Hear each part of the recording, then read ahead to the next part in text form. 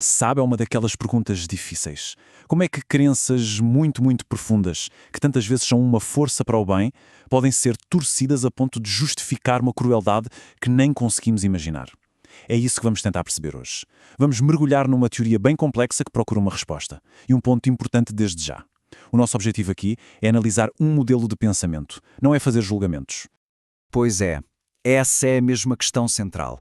O ponto nevrálgico de tudo. Como é que algo como a devoção, a fé, se transforma num motor de atos que deixam o mundo inteiro em choque? A teoria que vamos analisar hoje, ela oferece uma perspectiva hipotética, claro, sobre como é que esse mecanismo complexo pode funcionar. Ok, e para destrinçar isto tudo, o nosso caminho vai ser o seguinte. Primeiro, vamos perceber bem o que é esta teoria. Depois, mergulhamos naquilo a que a fonte chama de Manual de Aceleração de Conflitos. E acreditem, as consequências são chocantes. E no fim, claro, vamos tentar pensar um pouco no que tudo isto pode significar. Muito bem, vamos começar. Antes de mais nada, é super importante percebermos o enquadramento, a base de onde parte esta teoria. A ideia principal é esta.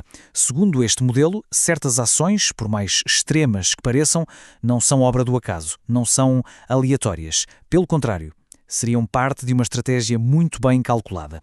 E qual é o objetivo? Forçar um resultado. Um resultado específico que se encaixe na perfeição com certas crenças sobre um destino final, um destino profetizado. E para percebermos isto, temos que falar de um conceito-chave, a escatologia. Ok, a palavra pode parecer complicada, mas a ideia é bastante direta. Estamos a falar das crenças sobre o fim dos tempos. E o ponto crucial aqui, dentro desta teoria, é que a escatologia não é só uma ideia abstrata, à espera que aconteça. Não, é vista como um verdadeiro motor para a ação, um guião, um roteiro a ser seguido no mundo real, tanto na política como na guerra. E agora, atenção, porque este é talvez o ponto mais importante de toda esta nossa análise. A fonte original faz questão de sublinhar isto várias vezes. O que estamos a fazer é um exercício de reflexão.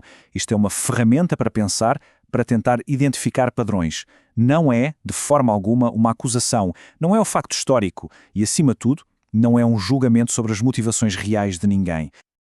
Ok, aviso feito. Vamos então mergulhar no coração da teoria. A ideia de que pode existir uma espécie de manual. Um manual de instruções, com passos deliberados, para, literalmente, fabricar um conflito e levá-lo até ao ponto de ebulição. A lógica aqui é quase invertida. A violência e o antagonismo não são vistos como um resultado infeliz do conflito. Não. Neste modelo, eles são as ferramentas. Ferramentas usadas de propósito para escalar a situação. E para quê? Para levar as coisas a um ponto tão extremo que uma intervenção divina se torne, na cabeça dos crentes, não só inevitável, mas também favorável. Então, como é que isto começaria? Bem, a primeira fase deste suposto manual foca-se em ações que são desenhadas não para ganhar uma batalha no terreno, mas para criar um impacto psicológico à escala global. E aqui, a violência teria um propósito duplo e muito calculado. Por um lado, para fora, é um espetáculo terrível, feito para ser visto, para chocar o mundo inteiro. Mas, por outro lado, para dentro, e isto é igualmente importante, essas mesmas perdas são vistas de outra forma. A dor é transformada num ato sagrado, algo que une o grupo, quase como um sacrifício partilhado que lhes dá um propósito. E é aqui que a teoria entra no seu ponto mais sombrio e delicado. O autor fala da violação intencional daquilo a que chama o tabu supremo, o maior de todos os tabus da nossa moralidade. Segundo este modelo de análise, o foco em vítimas infantis teria três funções estratégicas muito claras. A primeira, quebrar um código moral que é praticamente universal, a proteção dos inocentes. A segunda, garantir uma onda de repulsa e condenação global, massiva, sem margem para dúvidas. E a terceira, que talvez seja a mais decisiva de todas, criar uma situação em que o grupo, eticamente, já não pode voltar atrás. Recuar a negociar seria admitir um erro moral gigantesco. E é aqui que se percebe a lógica quase perversa desta teoria, não é? A condenação do mundo inteiro não é vista como uma derrota. Pelo contrário, é um sucesso, porque todo esse ódio vindo de fora transforma-se no combustível. O combustível para a narrativa do somos nós contra o mundo. E isso acaba com qualquer dúvida interna, força toda a gente a unir-se, custa o que custar. Pois, essa unidade forçada leva-nos diretamente ao passo seguinte, ao chamado ponto de não retorno. Porque uma vez que aquele tabu supremo é quebrado, teoricamente o grupo fica trancado dentro do conflito. E para explicar isto, a fonte usa uma metáfora muito forte, que vem da estratégia militar antiga. A tática de lutar com o rio nas costas. A lógica militar é fácil de perceber, certo? Se os soldados têm um rio atrás deles, não podem recuar. A única opção é lutar com tudo o que têm. Agora, aplicando isto à teoria, o rio aqui não é d'água. O rio é o tabu ético que foi quebrado. Voltar atrás politicamente significaria encarar de frente essa atrocidade, o que seria devastador para o próprio grupo. Portanto, a única saída é continuar a avançar. E as consequências disto, internamente, seriam drásticas. Qualquer um que discorde é um traidor. A sociedade inteira une-se, como um só, contra o tal inimigo comum. E qualquer ação, por mais radical que seja, passa a ser justificada como sobrevivência. O resultado final, em teoria, é uma sociedade que se torna um bloco único, mobilizado para uma guerra total, sem espaço para uma única dúvida. Isto tudo leva-nos então à fase final deste manual teórico. O momento em que a ideologia e a ação no terreno se fundem completamente, para acelerar a chegada daquele final profetizado. Nesta fase, a escalada do conflito já não é vista como um problema político a ser resolvido, é vista como a prova, a confirmação de que a profecia está a cumprir-se.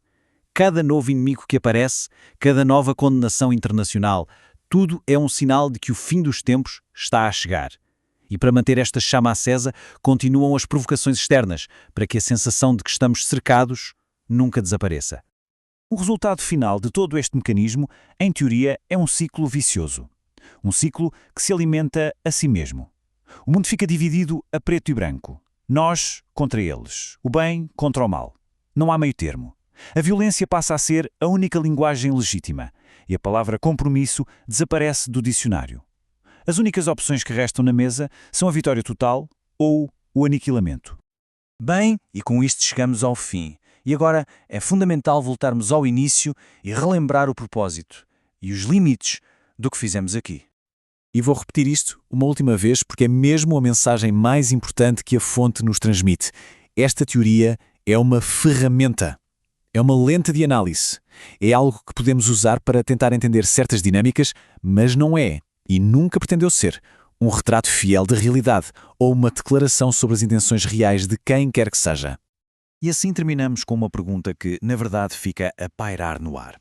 Olhar para teorias como esta, por mais desconfortável que seja, obriga-nos a pensar em questões muito difíceis sobre nós, sobre as nossas crenças, sobre a sociedade. Afinal, onde é que está a linha? Aquela linha ténue que separa uma crença que une e dá força de uma ideologia que exclui e destrói. Essa é talvez uma das perguntas mais importantes do nosso tempo. Fica a reflexão. Muito obrigado pela companhia.